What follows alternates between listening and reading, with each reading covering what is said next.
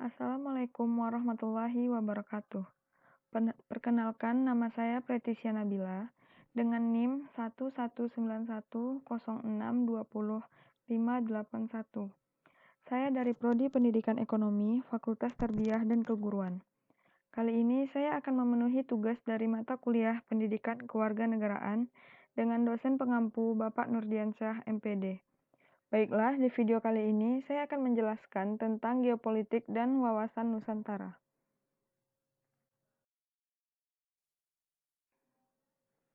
Yang pertama, kita akan membahas tentang geopolitik.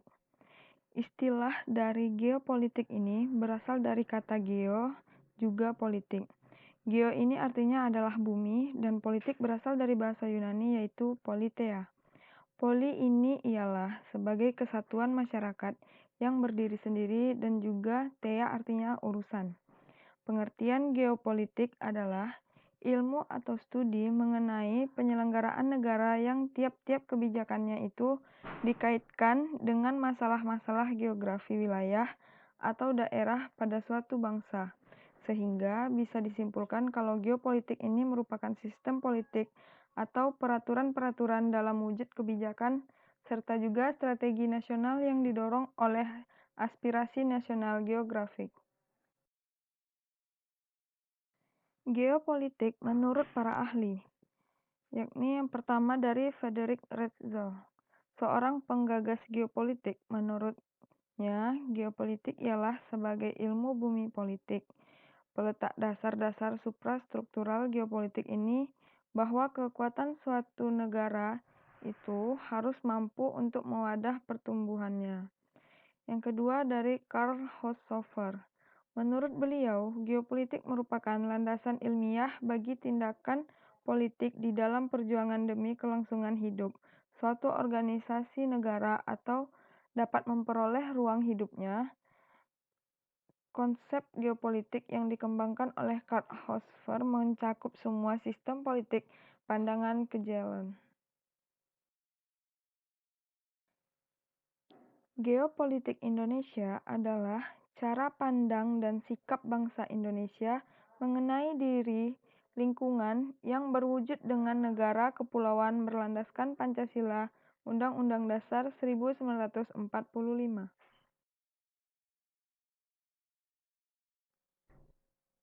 Contoh geopolitik Indonesia. Yang pertama yakni Kepulauan Natuna. Saat itu Cina mengklaim Kepulauan Natuna dengan membuat peta baru bahwa Kepulauan Natuna masuk dalam Laut Cina Selatan. Cina melakukan klaim sepihak yang sebenarnya Natuna lahir pada tahun 1999.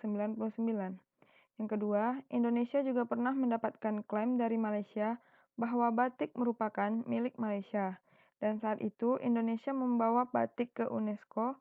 Saat itu pun UNESCO menetapkan batik menjadi milik Indonesia dan tanggal 2 Oktober menjadi Hari Batik Nasional.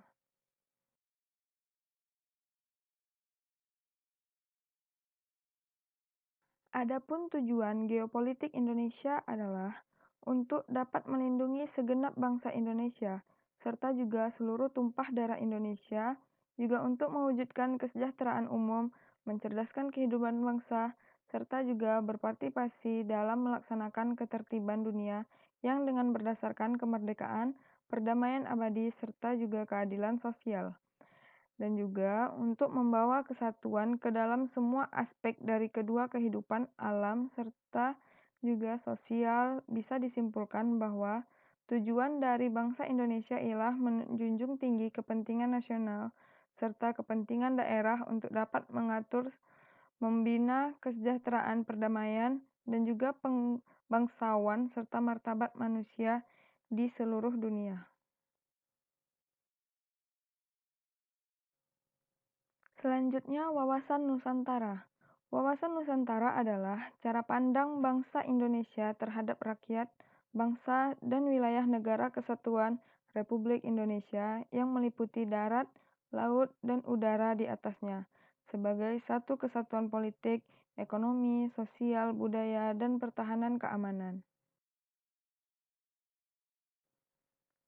Latar belakang wawasan Nusantara, yakni filsafat Pancasila yang terdiri Hak asasi manusia, seperti ialah memberi kesempatan untuk beragama sesuai dengan keyakinannya.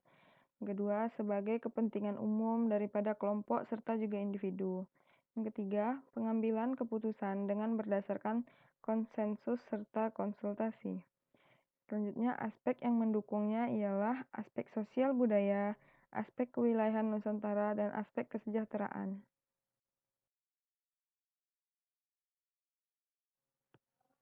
Kedudukan wawasan Nusantara. Wawasan Nusantara atau geopolitik yang diyakini kebenarannya oleh masyarakat untuk mewujudkan serta juga mencapai satu tujuan nasional.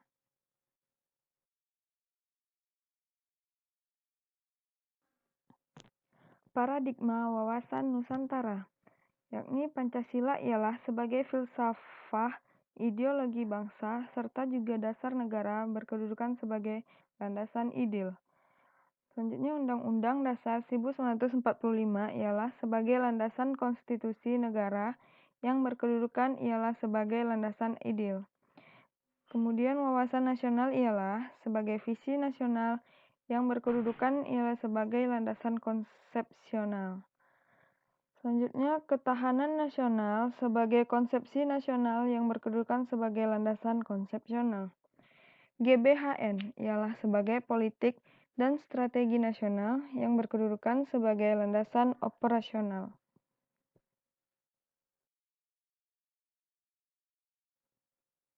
Fungsi wawasan Nusantara. Wawasan Nusantara ini mempunyai fungsi ialah sebagai pedoman, motivasi, dorongan, serta juga rambu-rambu peraturan di dalam menentukan segala kebijaksanaan, keputusan, tindakan, serta juga perbuatan bagi penyelenggara negara pada tingkat pusat serta juga daerah ataupun bagi seluruh rakyat Indonesia dalam kehidupan bermasyarakat, berbangsa, juga bernegara.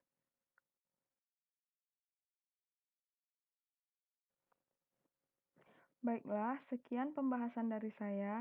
Apabila ada kekurangan dan kesalahan, saya mohon maaf.